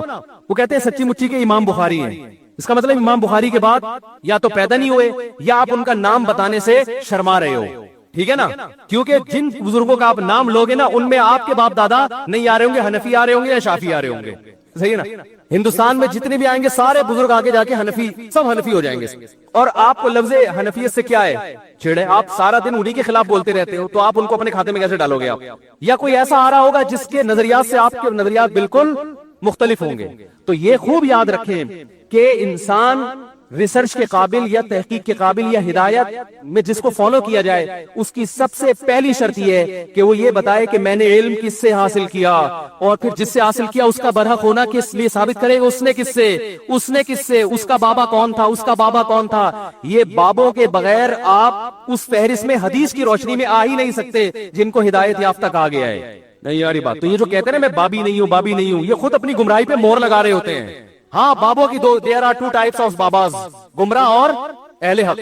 تو آپ نے ہمارے والوں کو تو سب کو گمراہ قرار دے دیا, تو آپ اہل حق دکھائیں, ہم ان کو فالو کرنا شروع کر دیں گے. سمجھ رہے ہو نا. جیسے ہم غیر مسلموں سے کہتے ہیں کہ محمد صلی اللہ علیہ وسلم معاذ اللہ اگر جھوٹے ہیں تو اللہ نے اپنے بندوں کو, اللہ براہ راست تو ہم کلام ہوتا نہیں ہے, وہ بھی غیر مسلم بھی اعتراض کرتے ہیں نا, نبی نے یہ کیا, نبی نے یہ کیا, نبی ایسے تھے, معاذ اللہ الزام لگاتے ہیں. ایک 9 سال کی بچی سے شادی کر لی, ہم اس کے دلائل لیتے ہیں بھائی یہ اس کلچر میں معیوب نہیں تھا اور اس کی کیا کیا حکمت, نا یہ تو معاذ اللہ ایسے تھے. وہ بہت سارے اعتراضات کرتے ہیں. تو ہم کہتے ہیں گل ویلے دی تے پھل موسم دا. مختصر بات یہ کہ اللہ اپنے بندوں سے ہدایت جو دی ہے, یا تو اللہ کا بندوں سے کوئی لنک ہی نہیں ہے, اس نے پیدا کر کے چھوڑ دیا, یہ تو عقل نہیں مانے گی نا. خالق اور مخلوق کا رشتہ تو سب سے پہلے ہے. تو اللہ کن باتوں سے خوش ہوتا ہے, کن باتوں سے ناراض ہوتا ہے. اگر محمد صلی اللہ علیہ وسلم جھوٹے ہیں تو پھر سچا بتاؤ کون ہے بھائی, وہ بتا سکتے ہیں. وہ جو سچا لے کر آئیں گے نا ان کے خیال میں اس پہ 20, اگر نبی پر ایک اعتراض ہوتا ہے تو اس پر 20 اعتراض ہو رہے ہوں گے. صحیح ہے نا. تو ہم کہتے ہیں بھائی اس سے پتا چلتا ہے کہ اللہ نے محمد صلی اللہ علیہ وسلم کے علاوہ کسی کو پنپنے دیا ہی نہیں ہے. تو جن بزرگوں سے ہم نے علم حاصل کیا, دین حاصل کیا, انہی لوگوں نے ماضی میں خدمات سر انجام دی ہے, میدان جہاد میں بھی, تصوف کے میدان میں بھی, حدیث کی خدمت میں بھی, فقہ کی خدمت میں بھی, تفسیر میں بھی, تزکیہ میں بھی. انہی کی راتوں کی عبادتیں. میں اپنے شیخ کو جانتا ہوں, ہمارے شیخ حضرت مفتی رشید احمد صاحب رحمہ اللہ تعالی رات میں تہجد میں 5 رکعت تلاوت کیا کرتے تھے, اور اتنا روتے تھے اللہ کے خوف سے کہ حضرت نے دعا مانگی کہ اللہ میرا رونا بند کر دے, صحت کو نقصان ہو رہا ہے. سمجھ رہے ہیں. آج تو سب سے بڑا مسئلہ ہے اللہ کی محبت میں رونا نہیں آتا. ہمارے حضرت کو اتنا آتا تھا کہ اللہ سے دعا مانگی اللہ میری یہ کیفیات بولو بھائی ختم کر دے. پھر ان کی تقریباً 20 سال صحیح بخاری پڑھائی ہے. اتنا بخاری پہ عبور تھا. بدعت کے بہت خلاف تھے, بہت زیادہ خلاف تھے بدعت کے. عقائد ایسے صاف ستھرے, ہم نے تو ان بزرگوں کو دیکھا ہے. لیکن نکالنے والے ان کی بھی کتابوں کو غلط توڑ موڑ کے کچھ بھی نکال کے ان کو بھی الزام لگا دیتے. اور ہم جب کہتے ہیں اس الزام کا جواب دینے کے لیے ہم تیار ہیں, سامنے بیٹھو, سامنے بیٹھنے کے لیے تیار, وہ کلپ بازی, ٹائم ویسٹنگ. تو یہ جو ہے نا بزرگ لیس معاشرہ, یہ اسلام کا معاشرہ نہیں ہے, قرآن و سنت کے بالکل خلاف ہے. سمجھ رہے کہ نہیں سمجھ رہے؟ تو آپ کو تربیت کرنی ہے، کسی اللہ والے سے تعلق قائم کرنا پڑے گا، جو آپ کا تزکیہ کرے، آپ کو تمیز سکھائے، سب سے پہلے آداب سکھائے، آپ کو محبت سکھائے، آپ کو آپ کا ظرف بڑا کر دے کہ اختلاف رائے جب ہوتا ہے مسائل میں تو اس کو پیش کرنے کا کیا طریقہ ہوتا ہے۔ میں سمجھا پا رہا ہوں اپنی بات؟ تو ہم نے جن بزرگوں کو دیکھا، جن اکابر کو دیکھا، ہم نے ان میں اللہ کا خوف پایا۔ ہمارے حضرت رحمہ اللہ تعالیٰ کا تقوی ایسا مشہور تھا کہ ان کے بارے میں مشہور تھا کہ کوئی ایڑی چوٹی کا زور لگا دے، کوئی چیز اگر ناجائز ہے نا وہ ان سے کروا نہیں سکتا۔ جس چیز کا ثابت ہو گیا نا کہ یہ کیا ہے، غلط ہے شریعت میں، اور بہت سی چیزوں میں انہوں نے اپنے بزرگوں سے اختلاف بھی کیا ہے، وہ ہم بھی کرتے ہیں۔ ان کی رائے اگر بدل گئی تو انہوں نے کہا ٹھیک ہے، لیکن احترام کے ساتھ۔ انہوں نے فتوے نہیں لگائے۔ مفتی رشید احمد صاحب فرض نماز کے بعد اجتماعی دعا کو نہیں مانتے تھے، اس کا کوئی ثبوت نہیں ہے۔ ان کے استاذ مانتے تھے، لیکن دونوں میں محبت، احترام۔ حضرت نے پورا رسالہ لکھ دیا کہ فرض نماز کے بعد اجتماعی دعا ثابت نہیں ہے، لیکن حضرت نے کلپ بنا کے عوام میں آگ، بولو بھائی، نہیں لگائی۔ تنزیہ جملے لکھ لکھ کے جو لوگ دعا مانگ رہے ہیں ان کو، ان کی نفرت ہے کہ ان کو تو کچھ بھی نہیں آتا۔ ایک دفعہ ایک عالم آئے، بڑے عالم ہے ملک کے، وہ آئے، انہوں نے نماز پڑھائی۔ حضرت نے ان سے کہا آپ نماز پڑھائیں، انہوں نے نماز کے بعد اجتماعی دعا مانگی۔ تو ہمارے ایک مرید، حضرت کے ایک مرید نے حضرت سے پوچھا کہ حضرت آپ تو کہتے ہیں یہ بدعت ہے، یہ کیا ہے؟ فرض نماز کے بعد اجتماعی دعا کیا ہے؟ بدعت ہے، اور انہوں نے مانگی بھی ہے، اور دوسرا بدعتی کو تو امام بنانا ویسے بھی جائز نہیں ہے۔ تو حضرت نے فرمایا کہ بھائی ان کی اپنی تحقیق ہے، یہ وہ ان احادیث سے استدلال کرتے ہیں جس میں نماز کے بعد مطلق دعا کی فضیلت ہے، اور فی نفسی رفع الیدین بھی ثابت۔ انہوں نے 2-3 روایتیں ملا کے ایک مسئلہ نکال لیا ہے، تو ان کی تحقیق ہے یہ کوئی ایسی بدعت تھوڑی جس کی وجہ سے کفر اور فسق کے فتوے لگانا شروع کر دیں ہم۔ کتنا اللہ نے علم دیا، مگر دوسرے کی رائے کا احترام۔ آج آپ دیکھ لو، 4 کوئی حدیث معلوم ہو جائے نا، فوراً کلپ بنا کے سارے علماء کی توہین کرے گا۔ ان کو تو حدیث کا نہیں پتا، ان کو تو کچھ آتا نہیں ہے، ان کو تو کچھ آتا نہیں ہے۔ اور ان لوگوں کے جو مریدین ہیں وہ جتنا بابا پرست ہوتے ہیں، اپنے بابے کو جتنا فالو کرتے ہیں نا ہر چیز میں، اتنا ہم اپنے بابوں کو فالو نہیں کرتے۔ ہم تو بہت ساری چیزیں ایسی ہیں جو میں مفتی رشید احمد صاحب کی اتنی تعریفیں کر کے بھی ان کی ہر بات سے متفق نہیں، ان کے ہر فتوے پہ ہم فتویٰ نہیں دیتے، لیکن احترام کرتے ہیں، بھائی ان کی رائے تھی، ہماری رائے ہے۔ تو اللہ کی محبت اگر آپ کو ملے گی نا، پھر صحیح راستہ پتہ چلے گا۔ اور اللہ کی محبت کہاں سے ملتی ہے؟ بولو بھائی، اہل اللہ کی صحبت سے ملتی ہے۔ تو بزرگوں سے تعلق قائم کرنا پڑے گا آپ کو، آپ کے باپ کو بھی کرنا پڑے گا۔ اس کے بغیر آپ کا دین خشک دین ہوگا، اس میں چاشنی نہیں ہوگی۔ حدیثوں کے نمبر آپ کو یاد ہو جائیں گے، رفع الیدین کے جھگڑے بہت اچھی طرح سے یاد ہو جائیں گے، آمین، ٹانگیں چوڑی ٹانگیں پتلی، رفع الیدین کرنا ہے نہیں، یہ بہت ماسٹر ہو جاؤ گے، لیکن نمازوں سے خشوع و خضوع ختم ہو جائے گا۔ آپ کہہ سکتے ہیں عرب میں تو یہ نہیں ہوتے بزرگ، وہاں بھی ہوتے ہیں، اصطلاح نہیں ہے بزرگ کی۔ بن باز بہت بڑے متقی پرہیزگار عالم تھے، انہوں نے کئی سال اپنے استاذ کی صحبت اٹھائی ہے، پھر وہ ان کے نائب بنے ہیں۔ اور ان کے جو خاص شاگرد تھے، انہوں نے کئی سال ان کی صحبت اٹھائی ہے، پھر وہ ان کے نائب بنے ہیں۔ اصطلاحات میں تھوڑی پڑھنا چاہیے، بزرگ کو بزرگ کہہ دو، متقی کہہ دو، بابا کہہ دو، نیک کہہ دو، پیر و مرشد کہہ دو، کچھ بھی کہہ دو، ناموں میں نہیں رکھا، اصل تو حقیقت دیکھی جاتی ہے۔ تو جو بھی اللہ کی محبت پیدا کرنا چاہتا ہے اسے اللہ والوں سے تعلق قائم کرنا پڑے گا۔ رب کا وجود ایک حقیقت ہے، اور خدا کی قسم اسلام کا مجھ پہ اور آپ پہ یہ احسان ہے کہ اگر جو اسلام کو فالو نہیں کرتے وہ خداؤں کو مانتے ہیں مگر جھوٹے خداؤں کو مانتے ہیں۔ وہ ایسا خدا کہ عقل نہیں مانتی کہ وہ خدا ہو سکتے ہیں۔ اسلام واحد وہ مذہب ہے جو آپ کو سچی مچی کے خدا کا تعارف کرواتا ہے، وہ اوریجنل خدا کا بتاتا ہے آپ کو۔ بہت سے لوگ اسلام کے منکر ہیں، کون سے خدا کو مانتے ہیں؟ کوئی پتھروں کے سامنے جھک رہا ہے۔ یہاں کا جو اصل مذہب ہے وہ تو کروڑوں خداؤں کا ہے نا، جو جاپانیوں کا اصل، اس کا جو پروننسیشن اتنی مشکل ہے یہاں کی، وہ بھی ہم اوچا کیچا کچا، کون سا شہر تھا جہاں گئے تھے وہ یار یاد نہیں ہو رہا مجھے، کیا نام تھا اس کا، جہاں نہیں آچا کچا کر کے ٹومیٹو کیچپ کا آ رہا تھا، نہیں یار وہ بھائی یہاں جو جاپانی تھے نا، وہ آچا کچا کر کے بڑا مزے کا نام تھا اس کا۔ تو کتنے سارے خدا ہیں ان کے مذہب کا، میں نام بھول گیا، جو پرانا قدیم بدھسٹ تو بعد میں آئے نا، تو وہ اس سے پہلے کا جو مذہب تھا اس میں ہزاروں خدا ہیں، ادھر کا خدا الگ ہے، ادھر کا خدا الگ ہے، ادھر کا خدا الگ ہے، ادھر کا خدا الگ ہے۔ ہندوؤں کے الگ ٹائپ کے خدا ہیں، اتنے سارے بھگوان ان کے، کنفیوژن ہے، اس سے تھوڑی سکون ملے گا۔ قرآن نے کیا کہا ہے؟ ضرب اللہ مثلا رجلا فیہ شرکاء متشاکسون ورجلا سلما لرجل۔ بتاؤ ایک شخص ہے جس کا ایک معبود ہے، اسے اس معبود کو خوش کرنا کیا ہے؟ آسان ہے، اور ایک ہے جس کے ہزاروں مولا ہیں، ہزاروں آقا ہیں، تو کون سکون میں ہوگا بھائی؟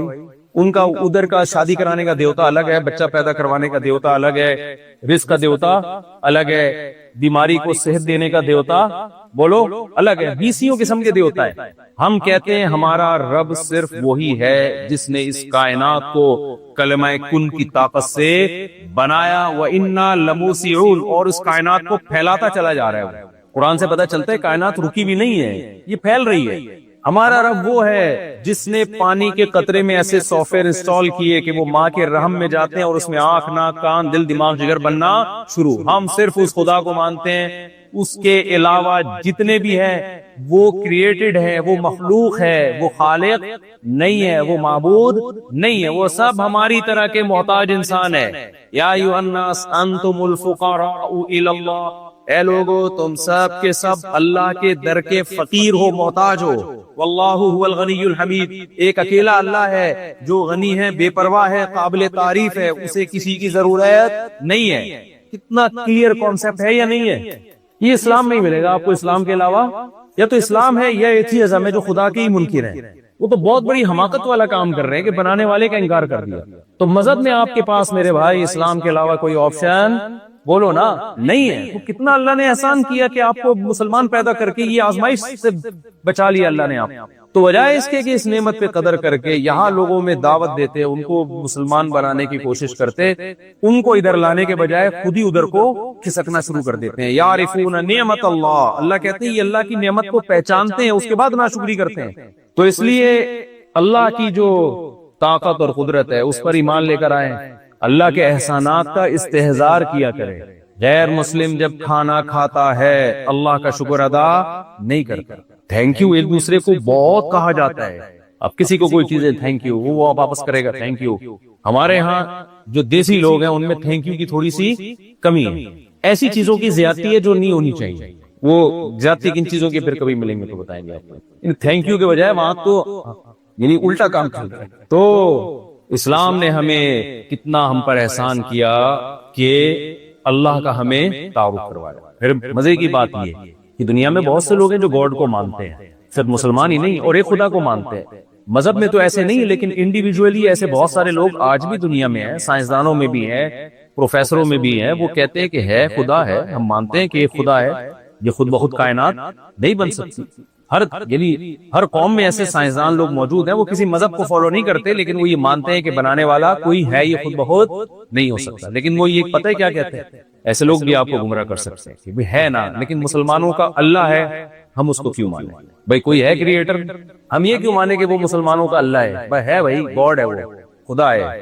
تو جب بھی کوئی ایسا وسوسہ دماغ میں آیا کرے نا، شیطان یہ وسوسے ڈالتا ہے، انسان بھی ڈال سکتے ہیں، تو یہ جواب دیا کرے شیطان کو اور انسان کو، ان سے کہا کریں بھائی ایک گاڈ وہ ہے جو گونگا بہرا ہے، سمجھنے، اور ایک گاڈ وہ ہے جو کہتا ہے میں نے آدم کو مٹی سے بنایا، ان کی پسلی سے اماں ہوا کو بنایا، ان دونوں کے ملاپ سے انسانوں کو میں نے بھر دیا، اور میں نے موسیٰ کو کلیم اللہ بنایا، میں نے ابراہیم کو خلیل اللہ بنایا، میں نے یعقوب، یوسف علیہ السلام ان پیغمبروں کو انسانوں کی ہدایت کے لیے بھیجا، میں نے انسانوں کو لاوارث نہیں چھوڑا، ان کی ہدایت کے لیے میں نے 4 مشہور آسمانی کتابیں آسمان سے نازل کی، تورات، زبور، انجیل، قرآن، ان کے نام بھی بیان کر رہا ہے قرآن، اور یہ ساری ڈیٹیل پھر ان میں اس نے لکھ دیا کہ میں ان چیزوں پہ خوش ہوتا ہوں، ان چیزوں سے ناراض ہوتا ہوں، اور یہ بھی بتاتا ہے میں نے تمہیں پیدا کیوں کیا، تمہارا اصل ویژن ہونا کیا چاہیے۔ اتنی ساری چیزوں میں ہمیں وہ گائیڈ کر رہا ہے۔ وہ یہ بھی بتا رہا ہے کہ عبادت کے لائق کون ہے، اس نے بھی بتایا حج کا کیا طریقہ ہے، نماز کا کیا طریقہ ہے، زکوٰۃ کا کیا طریقہ ہے، مر جاؤ گے تو وراثت کیسے ڈیوائیڈ ہوگی، شوہر کے بیوی پہ، بیوی کے شوہر پہ کیا حقوق ہیں، والدین کے کیا حقوق ہیں، بھائی بہنوں کے کیا حقوق ہیں، پوری ایکسپلینیشن وہ پیغمبروں کے ذریعے اور کتابوں کے ذریعے کر رہا ہے۔ تو اگر یہ سچی مچی والا خدا نہیں ہے تو جھوٹی موٹی والا جو تمہارا سچی مچی والا ہے، تو وہ جھوٹی موٹی والے خدا کے خلاف آواز کیوں نہیں اٹھاتا؟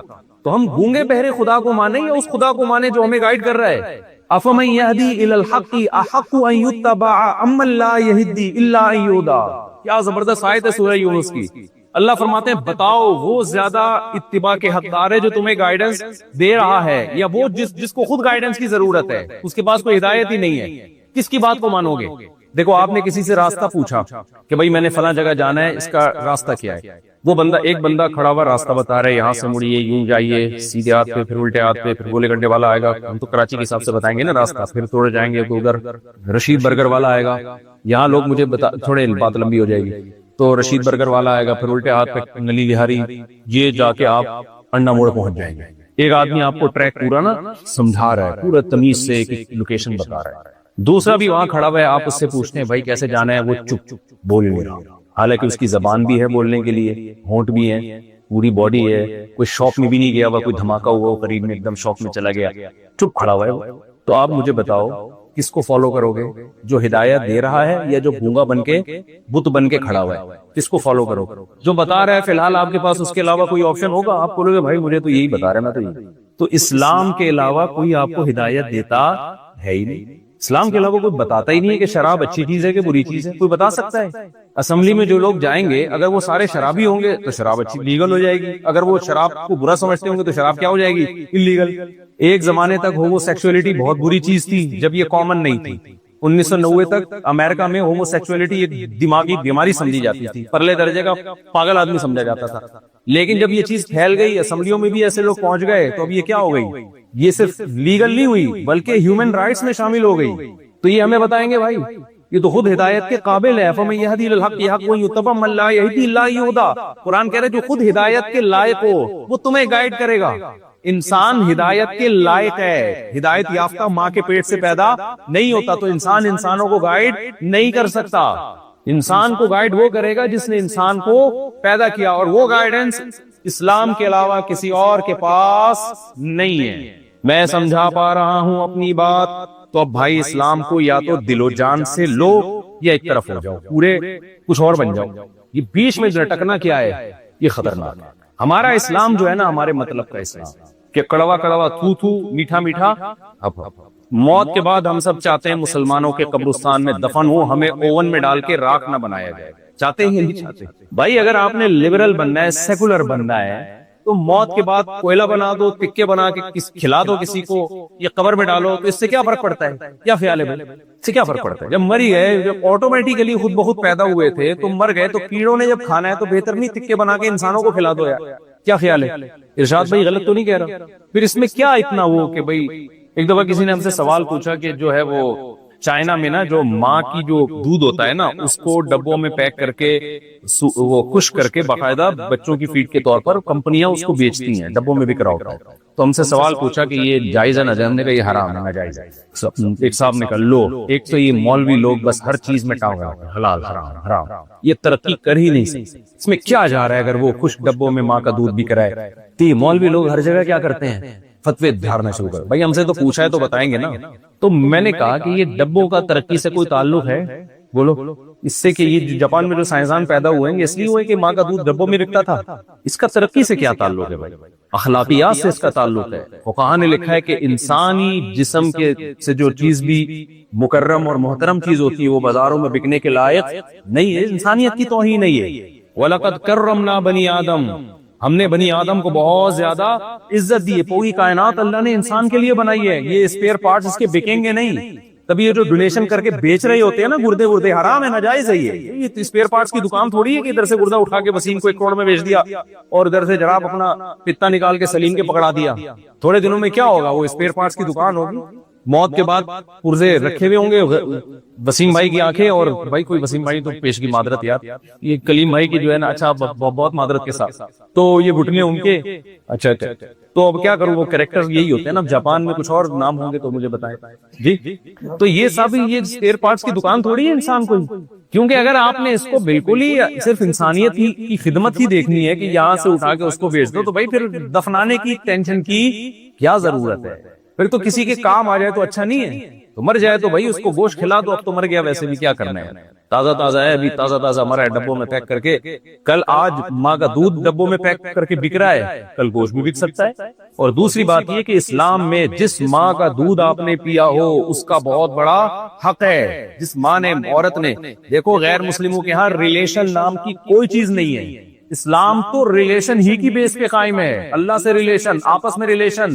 تبھی تو قرآن جہاں اپنا حق بیان کرتا ہے وہیں فوراً ماں باپ کا تذکرہ کر دیتا ہے، کیونکہ اللہ کے بعد سب سے زیادہ احسانات کس کے ہیں؟ والدین کے. تو ریلیشن ہی کی بیس پہ تو اس مذہب وجود میں آیا ہے. اس مذہب کی بیس ہی ریلیشن پر ہے کہ اپنا ریلیشن اپنے بنانے والے سے بھی صحیح کرو اور جنہوں نے تمہیں پیدا کیا ان سے بھی صحیح کرو. اسلام میں بتاؤ نا مجھے کہ اللہ کے بعد سب سے بڑا حق کس کا ہے؟ والدین کا ہے یا نہیں ہے؟ وَوَصَّيْنَا الْإِنسَانَ بِوَالِدَيْهِ، ہم نے وصیت کر دی ہے. لا تَقُلْ لَهُمَا اُفٍّ، اولڈ ہاؤس میں جمع کرانا تو بہت دور کی بات. بڑھاپے میں ان کو گھر میں رکھ کے ان کے سامنے چیخو پکار پہ اس کہنے کی بھی اجازت نہیں ہے، برداشت کرنا ہے بس. بہت بڑا حق ہے، اس سے زیادہ حق یعنی قرآن نے اتنے اہتمام سے بیان کیا، نبی نے بھی اور قرآن نے بھی. کسی کے حقوق کو قرآن نے اتنی زیادہ تاکید سے بیان نہیں کیا جتنے آپ کے پیرنٹس اور آپ کے باپ اور آپ کی ماں کے حقوق کو بیان کیا. کیوں؟ ان کا آپ کی زندگی میں سب سے زیادہ کردار پیدا کرنے میں اور پھر پالنے میں. تو اسلام نے کہا کہ جس عورت نے بچپن میں تمہیں اٹھا کے اپنی چھاتی سے دودھ پلا دیا، وہ سگی ماں نہ بھی ہو، رشتے میں وہ کیا بن گئی؟ تو ریلیشن ہے نا، وہ تو ریلیشن نہیں ہے. یہاں تو کیا ہوگا بھائی، کسی نے دودھ پلا دیا تو چند پیسے پکڑائے، چلو جی فائدہ اٹھا لیا. نہ نہ نہ، مقدس رشتہ ہے. اب اس کا دودھ اگر ڈبوں میں پیک ہو رہا ہو اور بک رہا ہو مارکیٹ میں، تو کیا پتا چلے گا کون سی اس کی ماں بن رہی ہے، کون سی نانی بن رہی ہے، کون سی اس کی. تو یہ ان لوگوں پہ سوٹ کرتی ہے یہ چیزیں جو ریلیشن کے قائل نہیں ہے، جنہوں نے ماں باپ کو اولڈ ہاؤس میں جمع کرانا ہے، جنہیں کتوں کے ساتھ دل بہلانا ہے، بلیوں کے ساتھ دل بہلانا ہے. انسان کو اللہ نے ریلیشن میں پیدا کیا ہے. اللہ کا رشتہ، پھر اس کے بعد ماں باپ کا رشتہ، میاں بیوی کا رشتہ، اولاد کا رشتہ، بہن بھائیوں کا رشتہ، چچا زاد بھائی، پھوپھی زاد بھائی. آپ دیکھو حضرت ابو طلحہ انصاری نبی کی خدمت میں آئے، عرض کیا کہ یا رسول اللہ نے قرآن میں حکم دیا لن تنالوا البر حتى تنفقوا مما تحبون، محبوب چیز صدقہ کرو میری راہ میں.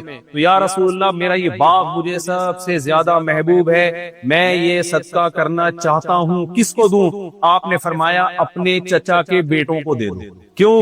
وہ غریب تھے. تو غریب میں سب سے زیادہ ترجیح کس کو دی جا رہی ہے؟ خونی رشتوں کو، بلڈ ریلیشن کو.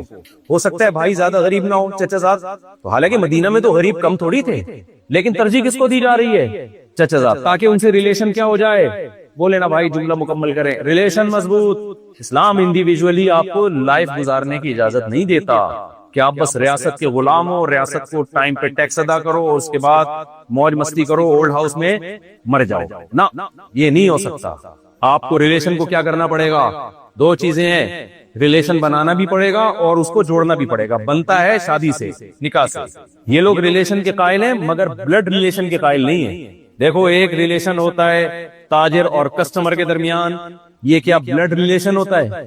اگر نہیں ہے تو پھر بول دیں نہیں، یہ بلڈ ریلیشن نہیں ہے، یہ وہ ریلیشن ہے جو مفاد کی بیس پہ ہوتا ہے. کسٹمر اور ایک ریلیشن ہوتا ہے گرل فرینڈ بوائے فرینڈ کے درمیان، یہ بھی مفاد. جیسے گدھا اور گدھی کے درمیان بھی ریلیشن تو ہوتا ہے نا، گھوڑا گھوڑی کے درمیان بھی، کتا اور اس کی جو فیمیل ہے اس کے درمیان بھی ہوتا ہے. تو ایسے ہی گرل فرینڈ بوائے فرینڈ کے درمیان بھی ہوتا ہے. گرل فرینڈ کو کوئی تھوڑا سا لکوا ہو گیا تو بوائے فرینڈ فوراً چھوڑ کے، کیونکہ ریلیشن کی بیس ہی ختم ہو گئی. اور پاکستان میں ایسا ہوتا ہے بوائے فرینڈ کی جیب ختم ہو گئی تو گرل فرینڈ چھوڑ کے چلی جاتی ہے. یہاں ایسا نہیں ہے کہ دونوں کی اپنی اپنی جیبیں ہیں، یہاں بھی ایسا ہی ہے. چلو ایسے ہی ووٹ یہ چل رہی ہے، ہر جگہ ایسا ہی ہے. میں نے سنا وہ گرل فرینڈ کا اپنا خرچہ ہوتا ہے، بوائے فرینڈ کا اپنا. اچھا ایسا ہی ہوتا ہے. چلو پھر ٹھیک ہے. تو خیر یہ بلڈ ریلیشن تھوڑی ہے، بلڈ ریلیشن ہوتا ہے میاں بیوی کا. کس کی وجہ سے؟ جب ان کی اولاد ہو جاتی ہے تو اولاد میں کس کا خون ہے؟ دونوں کا بلڈ ہے. یہ بچے کی ماں ہے تو یہ بچے کا بولو باپ ہے. پھر آپ کی جو بیوی ہے اس کی ماں آپ کی کون ہے؟ ساس. اور ایسا ریلیشن کہ آپ کبھی بھی اس سے شادی نہیں کر سکتے، ایک مقدس رشتہ بنا دیا. رشتے نکاح سے وجود میں آتے ہیں، دوستیوں سے وجود میں نہیں آتے. حرام رشتے وجود میں آتے ہیں دوستیوں سے.